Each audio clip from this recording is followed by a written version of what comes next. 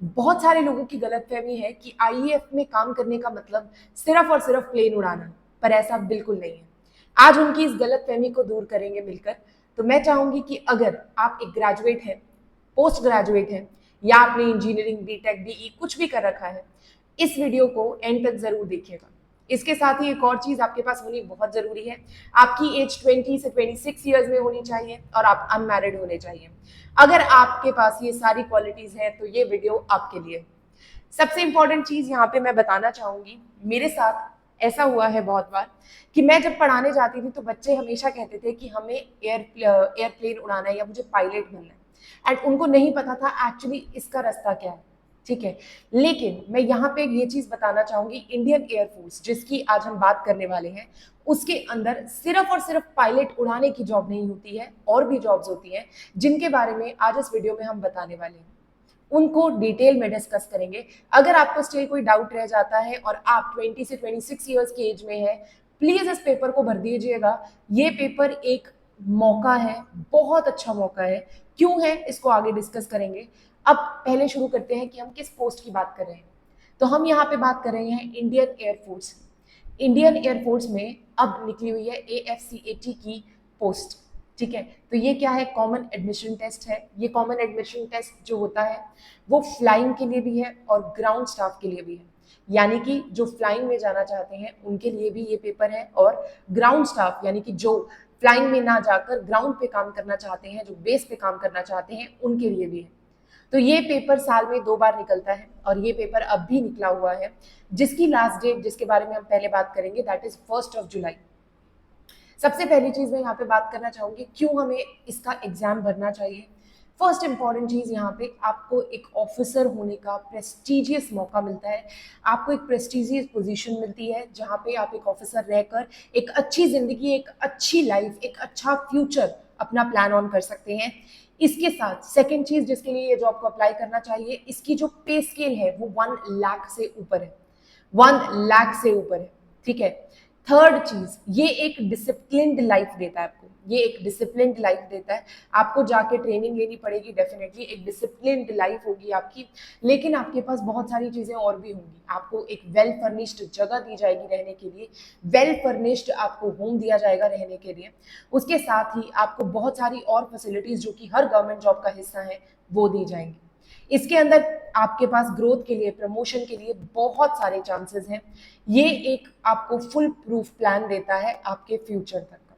ठीक है, इसके अंदर कुछ खामियां भी हैं कि डिसिप्लिन में रहना पड़ेगा, एक अच्छा खासा ट्रेनिंग स्केड्यूल होगा जो आपको पूरा करना पड़ेगा, आपको एक डिसिप्लिन लाइफ जीनी पड़ेगी। पर डेफिनेटली अगर ये कीमत देकर आपको एक अच्छी और एक सेटल्ड, वेल सेटल्ड लाइफ मिलती है तो मेरे हिसाब से ये कीमत कोई बहुत बड़ी बात नहीं है। ठीक है, तो अब चलो डिस्कस करते हैं इस पेपर के बारे में। मैंने आपको डिटेल में बताना है, तो आपको जो भी इंफॉर्मेशन चाहिए आप यहाँ पे कमेंट सेक्शन में बोल सकते हैं। अभी मैं सिर्फ एग्जाम के बारे में बताऊंगी, उसके बाद अगर आपको सिलेबस चाहिए, तैयारी के लिए पेपर्स चाहिए, you can definitely contact me. Now let's start with the paper. 1 जुलाई इसकी लास्ट डेट है। इसका फॉर्म ऑलरेडी चल रहा है, आप इसको फिल कर सकते हैं।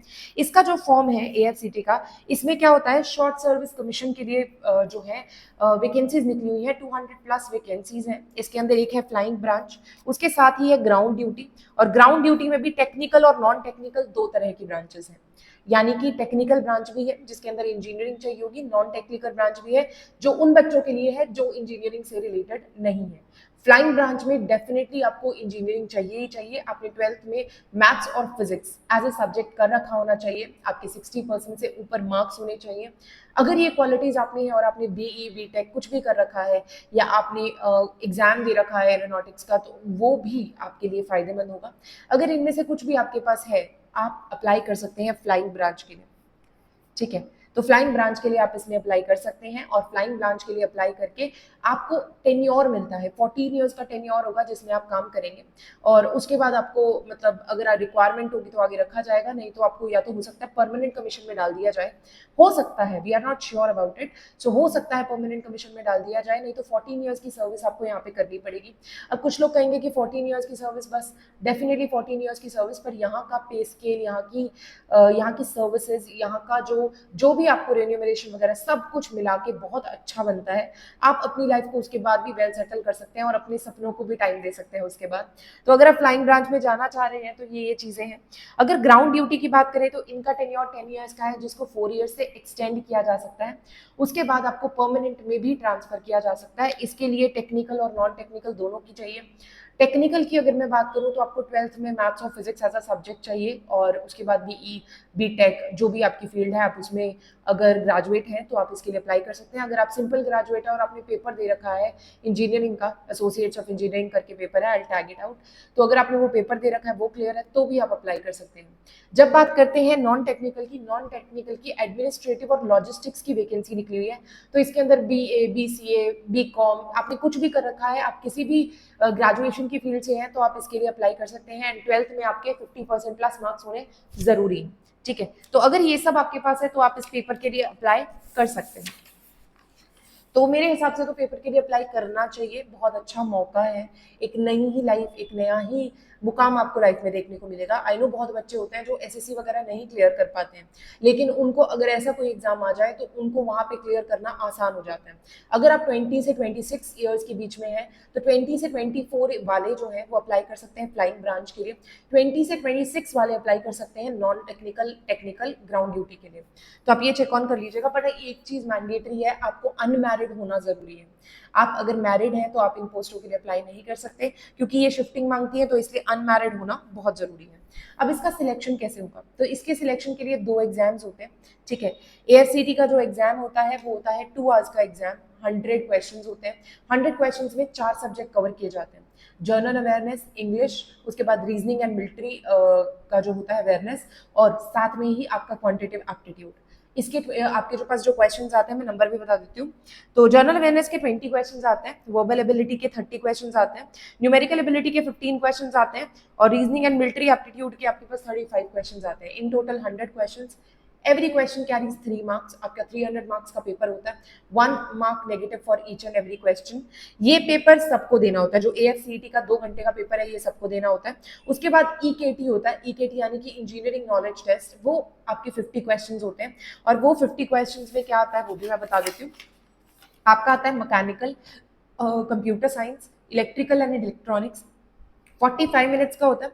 इसके अंदर 50 क्वेश्चंस होते हैं, every question carries 3 marks, 150 marks का आपका पेपर होता है। डेफिनेटली इसके अंदर भी है नेगेटिव मार्किंग, तो आपको ये दोनों पेपर्स देने होते हैं। ये पेपर जो है, जो इंजीनियरिंग नॉलेज टेस्ट है, वो सिर्फ और सिर्फ टेक्निकल वालों को और फ्लाइंग ब्रांच वालों को देना है, नॉन टेक्निकल को ये पेपर नहीं देना है।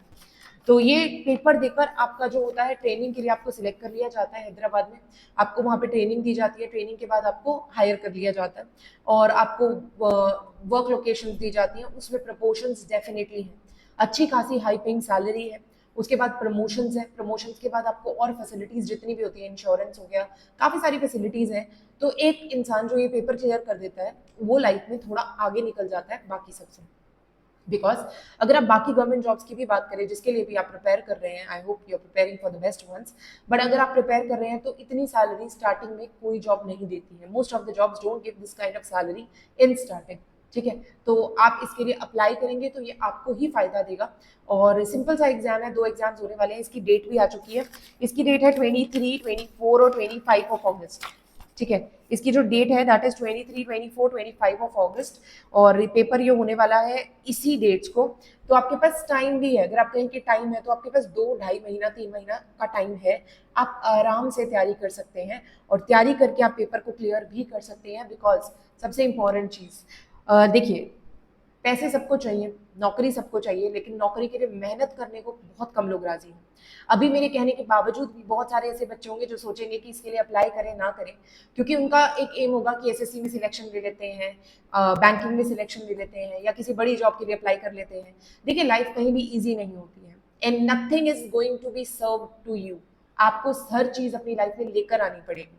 तो एक रास्ता ये भी है, क्योंकि कई बार ऐसा होता है कि जिस चीज़ के लिए हम प्रिपेयर कर रहे हैं उसके लिए हम लोग क्रैक नहीं कर पाते हैं उस एग्जाम्स को, और वो कहीं ना कहीं दिल में रह जाता है। तो इस एग्जाम को क्रैक करना उनके लिए ईजी है जिनका वो सब्जेक्ट है। तो मेरे हिसाब से तो आपको मौका देना चाहिए। पेपर तो आप वैसे भी तैयारी कर रहे हैं बहुत सारे एग्जाम्स की। अगर आप तैयारी करना चाहते हैं तो ऐसे किसी एग्जाम की तैयारी करिए जो स्ट्रेट आपको एक अच्छे फ्यूचर की तरफ ले जाए, जहाँ पे हर चीज़ की गारंटी हो कि हाँ इसके बाद तो ये हो जाएगा, मतलब obviously you will get great promotion, great salary. तो मेरे हिसाब से तो आपको भरना चाहिए, बट ऑब्वियसली आपका अपना कहते हैं ना ओपिनियन है। अगर आप भर रहे हैं तो प्लीज़ कमेंट सेक्शन में बताइएगा ज़रूर, और वीडियो को लाइक करके उनके साथ शेयर कर दीजिएगा जिनको इसकी सबसे ज़्यादा ज़रूरत है। All the very best.